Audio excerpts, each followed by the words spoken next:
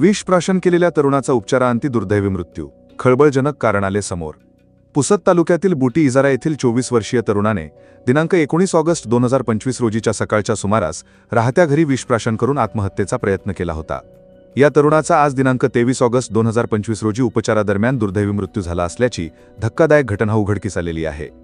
घटनेची प्राथमिक पार्श्वभूमी अशी की पुसद तालुक्यातील खंडाळा पोलीस स्टेशन अंतर्गत येणाऱ्या बुटी इजारा येथील रामकृष्ण आनंदराव टारफे वय अंदाजे 24 वर्षे या तरुणाने दिनांक 19 ऑगस्ट 2025 रोजीच्या सकाळी अंदाजे 6 वाजताच्या सुमारास सकाळी झोपेतून उठल्यानंतर आपले राहते घरी फवारणीसाठी आणलेले विषारी औषध प्राशन केले। या घटनेची माहिती घरच्यांना मिळताच त्यांनी तात्काळ रामकृष्ण यास पुसद येथील एका खासगी रुग्णालयात भरती केले। त्या ठिकाणी रामकृष्ण याच्यावर उपचार सुरू होता। आज दिनांक 23 ऑगस्ट 2025 रोजीच्या मध्यरात्री 1 वाजताच्या सुमारास उपचारादरम्यान रामकृष्ण याचा दुर्दैवी मृत्यू झाला। आज सकाळी अंदाजे 3:30 ते 4 वाजताच्या सुमारास रामकृष्ण याचे मृतदेह शासकीय उपजिल्हा रुग्णालय पुसद या ठिकाणी शवविच्छेदनासाठी आणण्यात आले। 24 वर्षीय रामकृष्ण याचे विष पिण्यामागचे कारण कुटुंबियांनी असे सांगितले की दिनांक 18 ऑगस्ट रोजी रामकृष्ण यास शेताच्या धुऱ्याच्या कारणावरून त्याचे शेजाऱ्याने मारहाण केली होती आणि याच कारणावरून रामकृष्ण याने विषारी औषध प्राशन केले असे कुटुंबियांमार्फत सांगण्यात आले।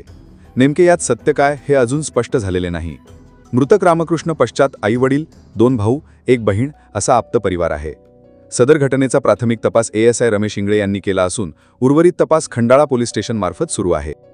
माझं नाव रामदास आनंदराव टारफे आणि माझा भाऊ रामकृष्ण आनंदराव टारफे हा शेतामध्ये एकटा असताना धुऱ्याच्या वादावरून शेजाऱ्यांनी दिनांक 18/8/2025 ही तारीख असून शेतामध्ये एकटा असून त्याला भरपूर मारहाण केली।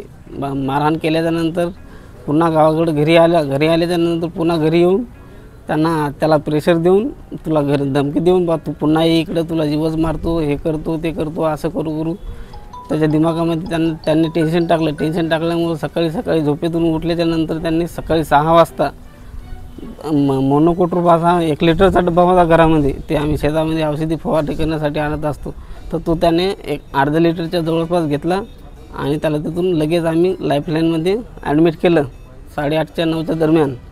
पुन्हा आज त्याचा म्हणजे 23 तारखेला 1च्या दरम्यान त्याचा मृत्यू झाला।